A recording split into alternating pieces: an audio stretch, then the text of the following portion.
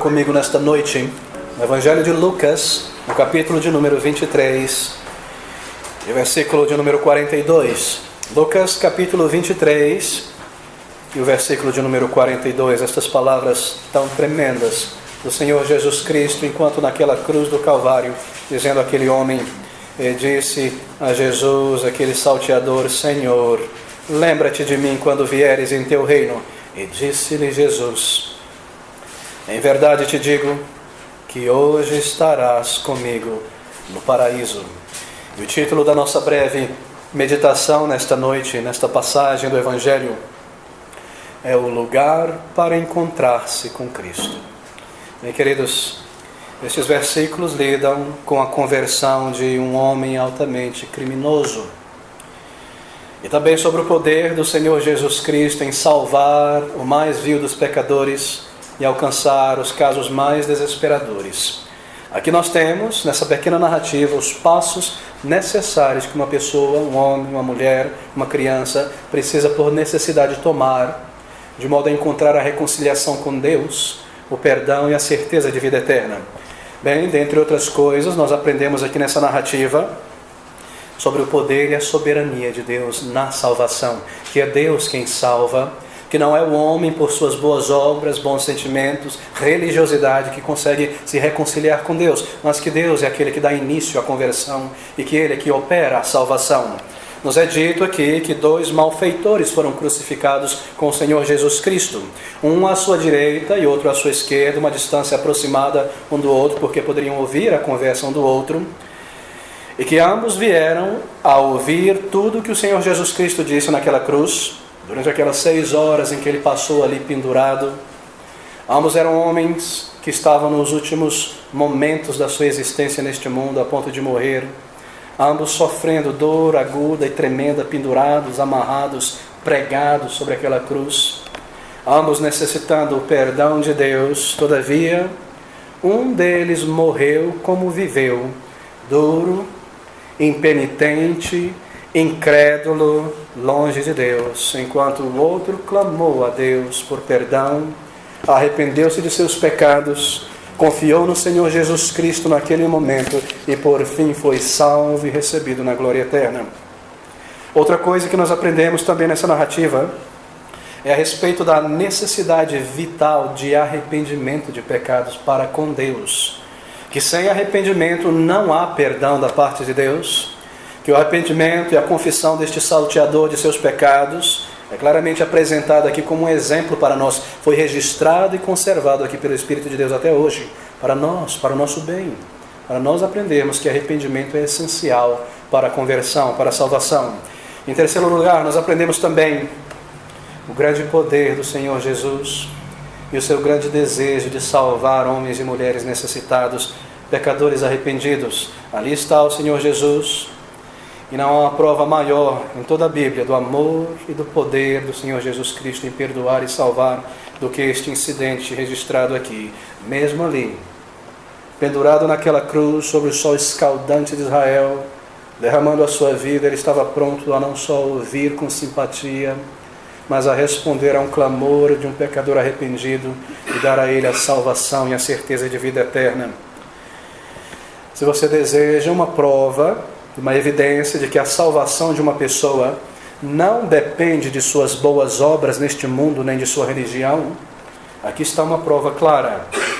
Nós temos aqui diante de nós um homem amarrado, pés e mãos, pregado, literalmente incapaz de fazer qualquer boa obra ou caridade para encontrar o favor de Deus, mas ele mesmo, pela graça infinita do Senhor Jesus Cristo, foi salvo sem nenhuma obra de caridade. Ninguém jamais recebeu na face da terra maior segurança e certeza de sua salvação do que este homem que ouviu dos lábios do próprio Senhor Jesus Cristo: hoje mesmo tu estarás comigo no paraíso. Se você deseja uma prova clara, cabal, de que sacramentos, batismo, extrema-unção, o que quer que seja, não são necessários para a salvação, aqui está uma prova evidente. Aquele homem não teve um segundo para descer da cruz e ser batizado, mas entrou no paraíso de Deus naquele mesmo dia com o Senhor Jesus Cristo, sem ter passado pelas águas. Nunca fora batizado, nunca fora membro de uma igreja, nunca teve o seu nome escrito no hall de membros de uma igreja, simplesmente arrependeu-se de seus pecados diante do Senhor Jesus Cristo, crendo e foi salvo. Oh, se ele tivesse tempo de descer dali, certamente, se não fosse o seu último dia, ele teria congregado em uma igreja e cumprido o comando do Senhor Jesus Cristo de ir às águas e participar da ceia do Senhor. Mas aqui está uma prova, queridos, de que você não precisa da parnafalhária litúrgica das igrejas para ser salvo, que é uma questão de arrependimento de pecados e de verdadeira fé no Senhor Jesus Cristo. Aqui está um exemplo de como o Senhor Jesus Cristo nunca mudou, nem o seu evangelho jamais mudou, de que o caminho de salvação é um único e sempre o mesmo em todas as eras, épocas, até o fim, até que o Senhor Jesus Cristo retorne ao mundo. Que há esperança para o mais vil dos pecadores, o mais perverso dos homens e das mulheres, que há esperança sim, para o caso mais desesperador, se somente nós nos arrependermos de nossos pecados, colocando toda a nossa fé e confiança no Salvador, que é Jesus Cristo Senhor. Bem, o contexto deste acontecimento é este. Eram 9 horas da manhã, quando o Senhor Jesus, junto com aqueles 2 malfeitores, foram conduzidos à cruz do Calvário. A zombaria, o deboche, o divertimento dos líderes religiosos tinha aumentado mais e mais e chegado ao ápice e ao cúmulo do desprezo contra Jesus Cristo. E nós lemos no versículo 35 que o povo estava olhando e também os principais zombavam dele, dizendo aos outros: salva-se a si mesmo, se este é o Cristo, o escolhido de Deus. Depois de perseguir o Senhor Jesus Cristo por tanto tempo, ali estava Jesus no lugar em que eles queriam. E a sua revanche agora é lançada contra o Senhor Jesus Cristo, o seu inimigo, exposto ao deboche, exposto ao ridículo, exposto ao desaforo de todas as pessoas de Jerusalém. Cristo tinha exposto a hipocrisia dos líderes religiosos de Israel e o fingimento e a falsidade daquela religião mecânica daquela época, e agora eles tinham a oportunidade de revidá-lo e de desprezá-lo. As multidões também, insufladas pelo ego dos líderes religiosos, gritavam zombarias contra o Senhor Jesus Cristo. Antes cantavam seus louvores, dizendo hosanas ao seu rei, mas agora crucifica-o, crucifica-o. Antes, por ver os seus milagres, experimentar dos pães e dos peixes, diziam: é o Filho de Deus, mas agora crucifica-o, para fora com este, nos dê um criminoso, Barrabás, e não este homem. Ao seu lado estavam 2 salteadores também sendo crucificados. O versículo 32 nos diz: e também conduziram outros 2 que eram malfeitores, para com eles serem mortos. Eu leio na página 1139. 2 salteadores sendo conduzidos para serem mortos com ele. É muito interessante pensar sobre isso, queridos. Ao lado esquerdo estava um salteador, ao lado direito outro salteador, e no meio o Senhor da glória, Jesus Cristo. Ao seu lado 2 salteadores, diz Lucas, eram malfeitores.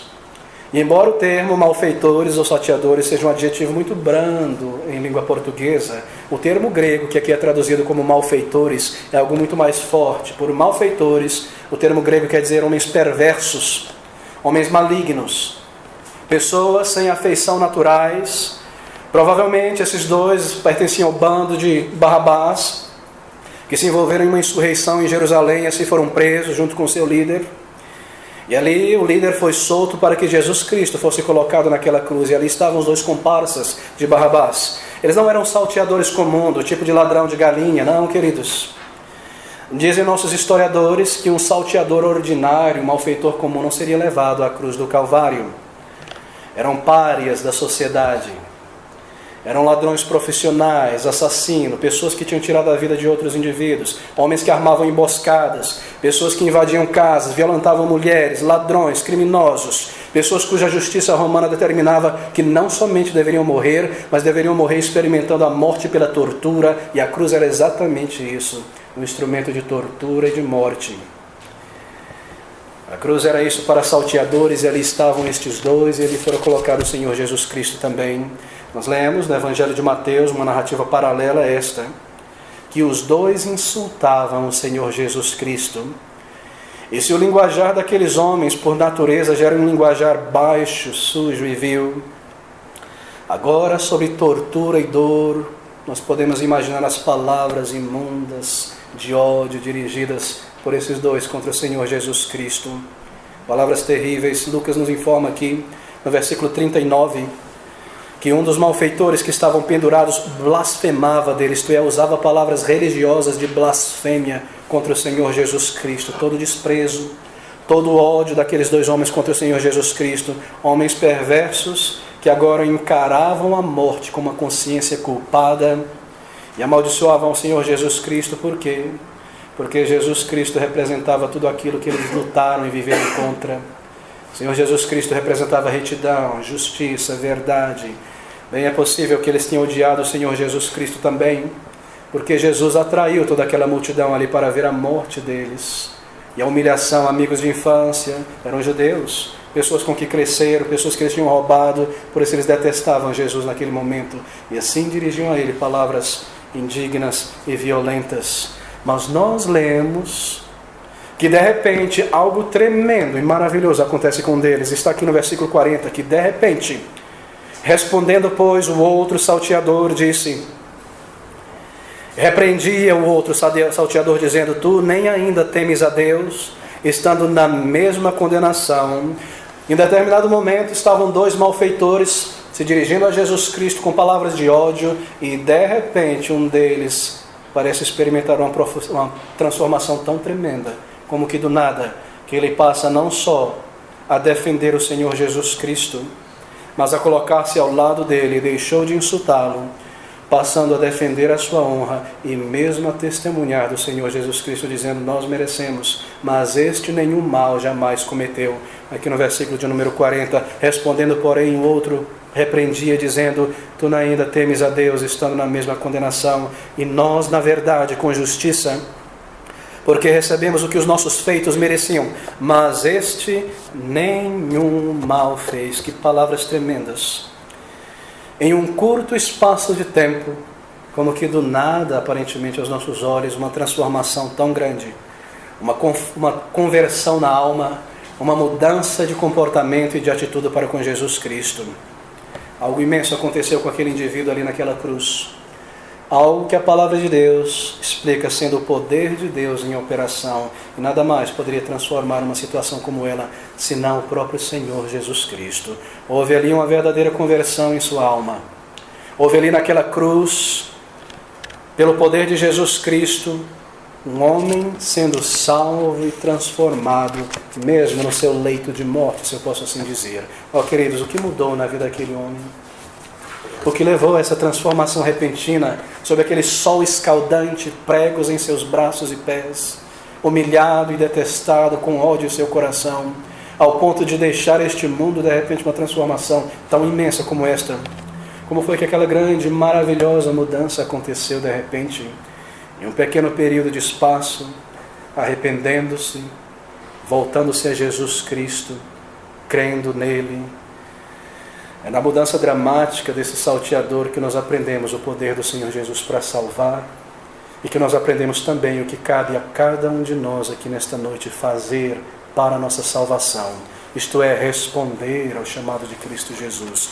Aquele criminoso, queridos, ele ouviu um sermão, foi isso que aconteceu. Ali pendurado naquela cruz, ele ouviu um grande sermão. A primeira parte daquele sermão foi um sermão não falado, sem palavras, mas um sermão apenas visto. Um sermão visto no comportamento e na postura do Senhor Jesus Cristo. Ali estava aquele ladrão. Ele nunca tinha visto um homem como Jesus Cristo, o Senhor. Acima da cabeça do Senhor Jesus Cristo estava uma placa de madeira escrita em 3 línguas: este é Jesus Cristo Nazareno, o Rei dos Judeus.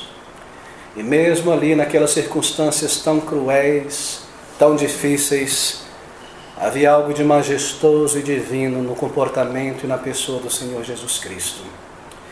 Ao invés de revidar e de ofender e de xingar os seus ofensores, ao invés de praguejar e prometer maldição sobre os seus ofensores, ele pediu ao seu Pai que lhes perdoasse, porque não sabiam o que estavam fazendo.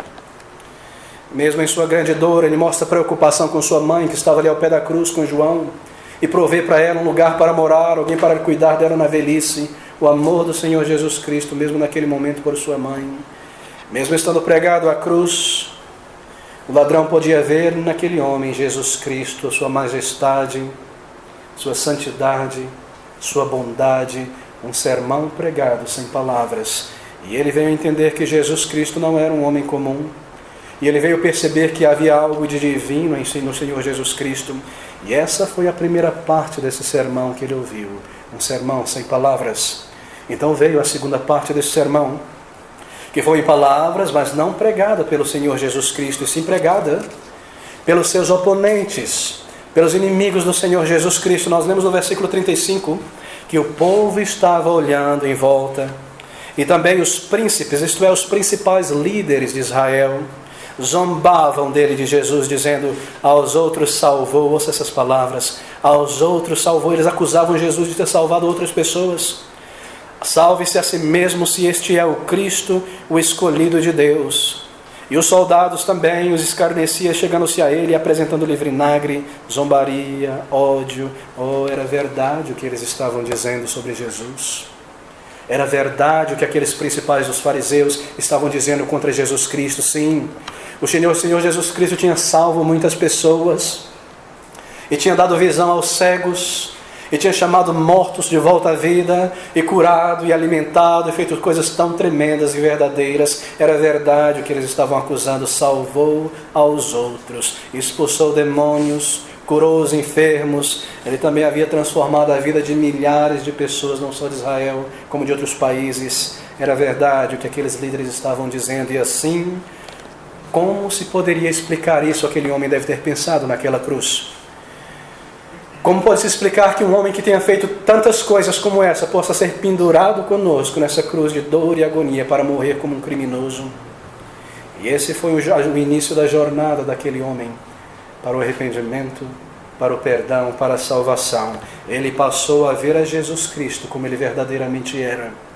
Ele entendeu que ali estava o Salvador profetizado, o Messias que veio ao mundo, aquele a respeito de quem ele ouviu tantas vezes na infância. Era um salteador judeu, obviamente, alguém que tinha crescido em Israel. E como toda criança israelita tinha ido às sinagogas, e provavelmente ouviu tantas vezes a respeito do Messias, e ali ele pôde ver pela primeira vez que o Messias tinha vindo, que estava ali diante dele naquela cruz. Talvez ele tenha se recordado de Isaías, capítulo 53, que fala sobre a morte e crucificação do Senhor Jesus Cristo. Talvez ele tenha conhecido pessoalmente alguém que fora restaurado por Jesus, curado, transformado, um endemoniado de sua família, talvez, que fora liberto. Talvez e provavelmente ele mesmo tenha ouvido um dos grandes sermões do Senhor Jesus Cristo. Talvez ele tenha ouvido aquelas palavras quando Cristo disse: eu sou o pão da vida, eu sou a ressurreição e a vida. Talvez ele tenha ouvido palavras do Senhor Jesus Cristo em várias oportunidades. E assim, queridos, ele ouviu um sermão sem palavras, no comportamento e na postura de Cristo, e mesmo através de seus inimigos. E ali começa a jornada daquele homem para a salvação. E assim, também deve começar a jornada de todo homem e mulher que um dia haverá de encontrar a paz com Deus e a certeza de vida eterna. Se nós desejamos o perdão de nossos pecados nessa noite, se nós estamos em busca da salvação e certeza de vida eterna, como esse malfeitor, como esse salteador, pela primeira vez nós devemos olhar para Jesus como Ele é e vê-lo em sua majestade. E assim nós precisamos lançar fora de nosso pensamento toda a ideia, todo o ensino que reduz o Senhor Jesus Cristo a um mero revolucionário social, a um mero político, um hippie, um comunista, qualquer coisa do tipo, e vê-lo como ele é representado em sua palavra, como Deus que se fez homem, como Salvador que veio a este mundo. Esse é o início para se aproximar de Cristo. Aqui está o passo inicial para encontrar o perdão e a certeza de vida eterna. Vê-lo como um Salvador que veio ao mundo. Nunca houve ninguém como o Senhor Jesus Cristo. Deus que se fez homem, igual ao Pai, igual ao Espírito Santo. A palavra de Deus nos diz que Ele criou todas as coisas pela palavra do seu poder. Foi Ele quem criou o universo, foi Ele quem formou as constelações, foi Ele que deu vida ao ser humano e criou todas as coisas por sua palavra. Por causa dele, este mundo ainda continua a orbitar em seu eixo. Por causa dele, a história humana continua a se desenvolver, porque Ele retornará um dia. É por causa de Jesus Cristo que homens e mulheres como nós, apesar de nossos pecados, continuamos a ter uma chance de reconciliação com Deus, porque Ele determinou voltar a este mundo um dia. Jesus Cristo, Salvador. O maior esforço do inimigo, de Satanás, é confundir homens e mulheres a respeito de Jesus Cristo. E não é de se assustar que haja todo tipo de ideia a respeito de Jesus em toda parte. Sim, ele foi um revolucionário social, foi um político, foi uma pessoa que veio dar exemplo, todo tipo de definição, menos aquela que ele mesmo declara ser o caminho, a verdade e a vida, o Salvador que veio ao mundo. Ó, queridos, a Bíblia inteira é a respeito do Senhor Jesus Cristo. Toda a narrativa da palavra de Deus é a respeito do Messias que viria e que veio e que haverá de voltar. A Bíblia inteira olha e aponta para Jesus Cristo, Senhor, e é assim que nós devemos encará-lo, se nós desejamos encontrar o perdão do Senhor Jesus Cristo e a certeza de vida eterna, como aquele que é capaz de salvar, como aquele que possui a chave do céu, como aquele que abriu o caminho que conduz a Deus. Nós devemos compreender e encará-lo como Ele é, e assim nos aproximar em reverência diante do Senhor Jesus Cristo. É necessário nos portarmos em reverência e maravilha diante do Salvador, e olhar para Ele como o verdadeiro e único Salvador que Deus enviou a este mundo, o único caminho de reconciliação com Deus. Se você está buscando a salvação nesta noite, olhe para Jesus desta maneira. Não veja apenas um corpo dilacerado na cruz, veja o que está ali encoberto, a sua obra. A maior de todas as transações no universo, Ele se entregando no lugar de pecadores, o justo no lugar de criminosos, a sua justiça no lugar de nossos pecados, o seu amor e misericórdia por pessoas tão necessitadas como nós. É assim que nós olhamos para Ele. E você deve olhar para Ele dessa maneira, porque se você não o fizer enquanto estiver deste mundo, deste lado da eternidade, você terá que encará-lo um dia, não como um Salvador, mas como um juiz, mas como aquele que haverá de levar você e eu a prestarmos conta por nossos pecados. Oh, olhe para Jesus pela primeira vez com os teus olhos abertos, contemple o Salvador que veio ao mundo e assim se aproxime dele, como este salteador se aproximou. Como ele veio a Jesus Cristo, preso naquela cruz, de que maneira ele olhou para o Senhor Jesus Cristo. Como pode aquele homem, após ter ouvido aquele sermão, em parte por palavras e em parte sem palavras, buscar o arrependimento e se voltar ao Senhor Jesus Cristo? Seria possível? Ele disse a si mesmo que de fato este é o Messias que a nação tanto esperou. Embora fosse um fora da lei, como eu mencionei, ele era um judeu. E certamente naquele momento Isaías 53 veio à sua mente. Oh, abra comigo essas palavras tão profundas de Isaías. No capítulo 53, o versículo de número 4 em diante, uma profecia, 780 anos antes da vinda de Jesus, em detalhes, declarando o que ele haveria de fazer naquela cruz. Isaías capítulo 53, versículo 4, este salteador certamente lembrou desse versículo que tantas vezes ele tinha ouvido nas sinagogas sobre Jesus. Versículo 4, verdadeiramente, ele tomou sobre si as nossas enfermidades e as nossas dores levou sobre si. E nós o reputávamos por aflito, ferido de Deus e oprimido. Mas ele foi ferido por causa das nossas transgressões e moído por causa das nossas iniquidades. O castigo que nos traz a paz estava sobre ele, e pelas tuas pisaduras fomos sarados. Todos nós andávamos desgarrados como ovelhas, cada um se desviava pelo seu próprio caminho. Mas o Senhor, isto é, o Pai, fez cair sobre ele a iniquidade de todos nós. Ele foi oprimido e afligido, mas não abriu a sua boca. Como um cordeiro foi levado ao matadouro, e como a ovelha muda perante os seus tosqueadores, assim ele não abriu a sua boca. Que palavras tão tremendas! E puseram da opressão, perdão, e do juízo foi tirado, não recebeu julgamento algum. E quem conterá o tempo da sua vida? Quão curta foi a sua vida? Porquanto foi cortado da terra dos viventes, pela transgressão do meu povo ele foi atingido. E puseram a sua sepultura com os ímpios, isto é, seria enterrado em um túmulo. E com o rico na sua morte, o túmulo do rico, José de Arimateia, ainda que nunca cometeu injustiça, nem houve engano na sua boca. Foi contado com os malfeitores. Contado, isto é, na cruz.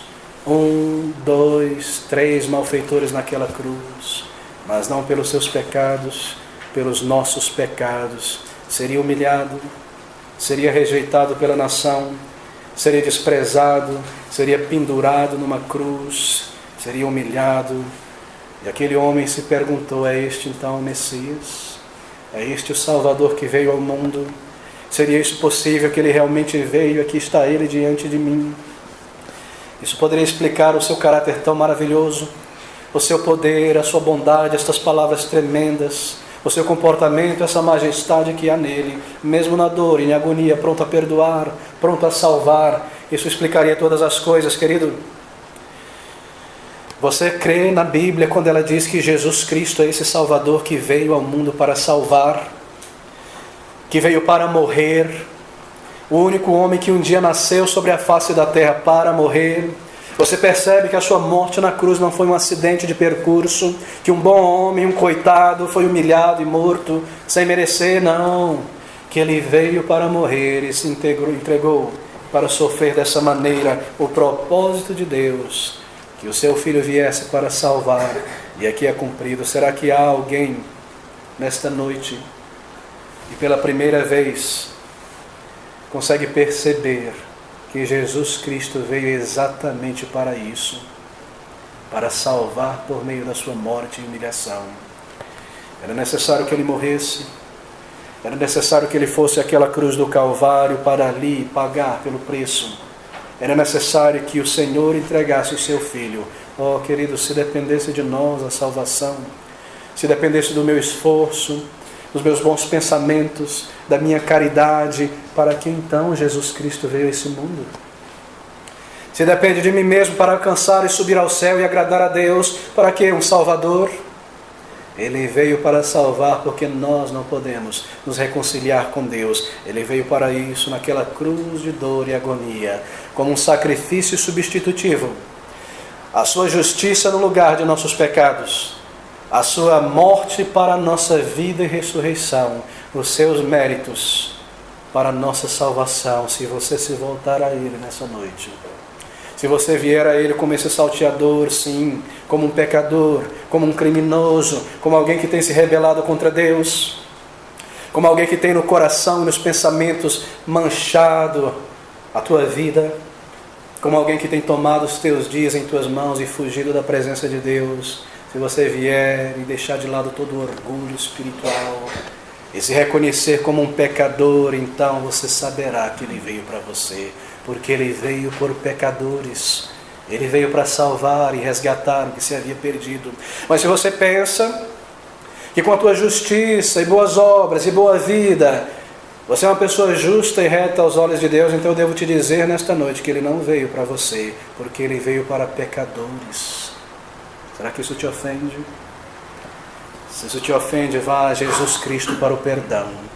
Mas se você sente que as tuas boas obras e boa vida é capaz de abrir um lugar para ti no céu, então eu devo te dizer que talvez não seja o teu caso deste salteador, mas sim o outro, que seguiu pelos restos dos momentos da sua vida, desprezando a Cristo, cheio de soberba e de autossuficiência. Em que lugar você se encontrará naquele dia? Quando os teus dias terminarem aqui, e você for chamado à presença do teu Criador, o que você apresentará em tuas mãos? Os meus bons pontos, a minha frequência na igreja, porque eu vivi uma vida boa e nunca meti o nariz na vida de ninguém, porque eu fui um cidadão honesto, é isso que você tem para apresentar a Deus? Ou porque um dia você reconheceu os teus pecados e a tua morte espiritual, e veio a Jesus Cristo como um pobre homem, uma pobre mulher, para receber o tesouro da vida eterna, como um pecador, como um criminoso aos olhos de Deus, por tantos pecados contra a luz e a verdade, por toda a vaidade, todo o orgulho, por toda a cobiça, por toda a fofoca e maledicência, por tanta incredulidade, vindo a Ele como este criminoso para receber o perdão do Salvador. Aquele ladrão olhou para o Salvador outra vez. Por um momento ele pensou e considerou quem era aquele homem e compreendeu que ele era o Messias. Então ele volta os seus olhos para Jesus Cristo e vê como o Senhor Jesus Cristo estava cheio de preocupação pelos outros, mesmo em sua morte. Mesmo ao carregar a sua cruz para o Calvário, dizendo àquelas mulheres: orem por vocês mesmos, por sua salvação. O salteador olhou para Jesus Cristo mais uma vez e viu ali a santidade de Deus, o Deus que se fez carne. A sua grande misericórdia e bondade começa a tocar e a amolecer o coração de granito daquele salteador. De repente o ladrão entendeu tudo pela primeira vez. Que ele e o seu cúmplice estavam morrendo justamente pelos seus crimes e pecados. Mas o homem que estava entre eles não tinha cometido crime algum, era o Santo de Deus que veio sem pecado a este mundo. Quando o outro malfeitor então pôs a insultar a Jesus mais uma vez, de repente ele se levanta e diz: quem é você e quem sou eu? Nós merecemos, mas este nenhum mal fez. Aquele ladrão queria agora ser muito perdoado e recebido, e ele se aproxima de Jesus. À beira da morte, ele queria que o Senhor Jesus Cristo fosse o Senhor da sua vida. Ouça as palavras dele no versículo 42. Veja o termo que ele usa. Aqui em Lucas, versículo de número 42. E disse a Jesus, observe o termo, Senhor, lembra-te de mim quando vieres em teu reino. Senhor, esse é um termo de reverência. Não é professor, nem mestre, nem líder, mas alguém que é considerado como Senhor e o outro que se considera como discípulo. Ele usa um termo de submissão. E é isso que nós aprendemos aqui também. Nós precisamos entender e aceitar a verdade do Evangelho, que Jesus Cristo não veio a este mundo pelos seus próprios pecados, porque não possuiu nenhum, mas que Ele veio a este mundo para pecadores como nós, e assim dobrarmos o joelho em arrependimento e em submissão a Ele como um Senhor. Ó querido, você não pode receber o perdão e a salvação de Jesus Cristo, tendo a Ele apenas como Salvador e não o tendo como Senhor. Você deve vir a Ele como um Salvador, sim, e dizer a Ele: Senhor, salva a minha vida, mas toma a minha vida em Tuas mãos, e ser o Senhor da minha vida, e dirige todo o resto da minha existência. Eu quero viver para Ti de agora em diante, um novo início, uma página nova, viver para a Tua glória, Te honrar e Te servir, ser Senhor da minha vida. É necessário vir a Ele assim, e submeter-se a Ele como o Senhor verdadeiro que veio ao mundo. Abandonar e deixar para trás todos os senhores da tua vida, que tem te dominado por tantos anos, todos os ídolos, o ídolo da cobiça e da imoralidade, o ídolo da autossuficiência e do orgulho, e derrubar deste altar, e ter a Jesus somente como o Senhor da tua vida. Você precisa vir a Ele assim, reconhecendo quem Ele é, e vir a Ele como um Senhor para tê-lo como um Salvador também. O salteador, agora arrependido, ele começa a orar a Jesus. E no versículo 42 nós lemos o que ele diz a Jesus Cristo, dizendo essas palavras tão tremendas. E disse a Jesus: Senhor, lembra-te de mim quando vieres em teu reino. Enquanto a sua vida se esvaía naquela cruz, o criminoso volta-se a Jesus Cristo em oração agora. Pela primeira vez uma oração sai de seus lábios. Uma oração, sim, queridos, uma oração de olhos abertos, dirigida ao Senhor Jesus Cristo naquela cruz, dizendo a Ele com palavras tão simples: Senhor Jesus, lembra-te de mim quando entrares em teu reino. Foi uma oração de arrependimento, foi uma oração de rogo, foi uma oração de entrega. Senhor, aqui está toda uma teologia nessas pequenas palavras. Lembra-te de mim quando entrares no seu reino. Ele passou a crer que Jesus é Senhor. Ele passou a crer que Jesus possui um reino que não é deste mundo. Ele passou a crer que este reino é no céu, que é possível homens e mulheres entrarem ali. Ele passou a crer em tudo aquilo que ele tinha desprezado por tanto tempo, e assim somos nós precisamos passar a crer que Jesus Cristo é verdadeiro e as suas palavras são. E quando ele diz que não há um outro caminho para a vida eterna, nós devemos abandonar toda a noção que diz que todos os caminhos conduzem a Deus e crer nessa verdade que diz que Ele é o único caminho e a única verdade e a vida digna de ser vivida, e que absolutamente ninguém pode vir ao Pai senão através dele. Crer como aquele homem creu. E como aquele homem, você deve estar pronto a clamar a Jesus por salvação. Senhor, lembra-te de mim. São essas as palavras que nós trazemos a Cristo em oração. Palavras humildes, palavras sinceras, palavras de rogo. Você não se achega a Deus em oração e diz: aqui estou eu, pode me salvar, eu mereço. Se eu for salvo, eu vou ser um grande ganho para o teu reino. Não, de maneira nenhuma. Aqui estou eu, Senhor, um criminoso diante de ti, um pecador, lembra-te de mim. Ele queria apenas ser lembrado pelo Senhor Jesus Cristo. É necessário nós nos aproximarmos desta maneira. Será que você já buscou uma vez, 2 vezes, e você não encontrou ainda uma resposta de paz e certeza? Talvez você não tenha vindo de acordo com este critério, em fé, em arrependimento, em verdadeira entrega. Esta é a maneira, este é o caminho. Esta é a maneira que Deus ouve e responde às nossas orações. Uma oração sincera de arrependimento. Uma fé verdadeira e tão simples no Senhor Jesus Cristo. Jesus Cristo, que veio a este mundo por transgressores, que tomou o lugar daqueles que um dia se voltariam ao Pai por meio dele naquela cruz. Ele tomou o lugar deles. Se você simplesmente crer nesta verdade e se entregar por inteiro e confessar a Ele tudo que está em teu coração. Você não precisa abrir uma lista imensa de pecados, mas diz a Ele aquilo que Ele tem trazido à tua consciência. Diz com sinceridade, põe o coração neste arrependimento, clame por vida, creia que ao se arrepender Ele vai te ouvir. Venha em humildade, tomando o nosso lugar, levando sobre si para a nossa salvação. Somente Jesus Cristo poderia salvar aquele homem. Pilatos poderia libertar Barrabás da cruz, mas somente Jesus Cristo poderia perdoar um homem e uma mulher tão rebelde da condenação eterna e libertar aquele homem da condenação naquele dia. Pensa sobre esse salteador, amigo. Nós terminamos aqui. Será que o Senhor Jesus Cristo prometeu a ele o céu naquele momento por algo que ele tinha feito, por suas boas obras, por sua caridade? Será que ele teve algum tempo de consertar a sua vida, pagar as suas dívidas, voltar à prisão? Ele estaria morto em poucas horas, em poucos minutos, na verdade. Salvo sem nenhum mérito. Salvo sem nenhuma boa obra. Salvo sem ter praticado qualquer caridade. Salvo simplesmente pela fé em Jesus Cristo, pelo arrependimento de seus pecados. Ali, se há alguma coisa que destrói por completo todo o ensino do purgatório, são essas palavras do Senhor Jesus Cristo no versículo 43. Ouçam essas palavras do Salvador. E disse-lhe Jesus: em verdade te digo que hoje estarás comigo no paraíso. Não amanhã, não depois de um tempo no purgatório, imediatamente naquele dia.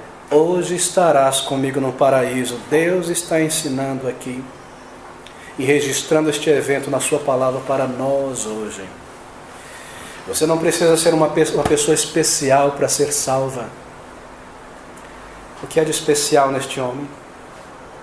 Você não precisa estar em um lugar especial para entregar a tua vida ao Senhor Jesus Cristo e orar por perdão. Pode ser debaixo de uma árvore, no trânsito, em lugar tranquilo, em casa. Você não precisa dizer palavras especiais previamente memorizadas ou repetições vazias e mecânicas. Apenas uma oração sincera de entrega. Senhor, lembra-te de mim hoje, como tu lembraste daquele homem naquela cruz um dia. Senhor, salva-me. Senhor, perdoa-me. Senhor, ouve o meu clamor, salva a minha alma. Nada mecânico, direto a Ele, sem intermediários, direto a Jesus Cristo, mediador que veio a este mundo, sem a parnafalhada da religião, sem a necessidade de um padre, de um pastor, de um pai de santo, direto ao Salvador, as tuas palavras voltadas a Ele pela fé, em verdadeiro arrependimento. Senhor, salva a minha alma. Um desejo sincero de perdão e de arrependimento, acompanhando essas palavras. Pense sobre as palavras de Jesus mais uma vez. Que conforto e que alegria aquele homem não deve ter sentido em sua alma, naquele momento, quando ele ouvia essas palavras do versículo 43 de Jesus. Em verdade, e essa é a tradução da palavra amém, assim, assim, uma dupla certeza, em verdade te digo, hoje estarás comigo no paraíso. Hoje, que velocidade, comigo, que companhia, no paraíso, que alegria, que certeza. Hoje estarás comigo. Quem entrará no céu, amigos? Quem entrará no céu? Cristo Jesus, pelos seus próprios méritos, e todo aquele homem, mulher e criança que um dia buscou os méritos de Jesus para a salvação. Será que você pode ter certeza absoluta da sua salvação quando você vier a Jesus Cristo em arrependimento e fé? É possível isso? Ouça essas palavras do Salvador. Em verdade estarás comigo no paraíso. Aqui está a fonte, a base da sua certeza. Jesus Cristo, a sua obra, a sua vida, as suas palavras. Se você vier a Ele, não há complexidade, não há nada difícil se aproximar de Jesus Cristo. Apenas palavras de arrependimento pela fé, crendo como olhando para Jesus pela fé, rogando por vida e se entregando por inteiro.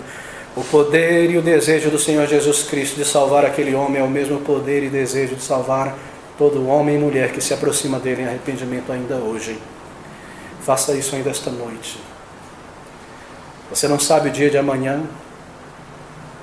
O passado é algo que não volta mais. O porvir é algo que talvez não venha. Você somente tem hoje. É por isso que a palavra de Deus diz: se hoje ouvirdes a voz do seu Espírito pela palavra em teu coração, não endureça o teu coração. Não deixe para amanhã. Não dê mais um dia a Jesus. Venha hoje, crendo. Faça isso ainda esta noite. Busque um lugar tranquilo. Traga ao Senhor o teu coração em arrependimento e fé. Diga a Ele a tua necessidade. Clame por vida e por perdão com palavras tão simples. Use essas palavras se necessário deste homem. Põe o teu coração e o teu arrependimento nelas. Diga ao Senhor Jesus Cristo a tua necessidade, crendo nele, se entregando. E se você fizer isso nesta noite ainda, então você pode ter certeza que serão verdadeiras essas palavras a respeito de você. E Ele te dirá, naquele último minuto da tua vida, quando você tiver que partir deste mundo, quando a luz deste mundo se apagar para você, você ouvirá do Salvador também: hoje, comigo, no paraíso. Que Deus nos abençoe. Vamos orar juntos.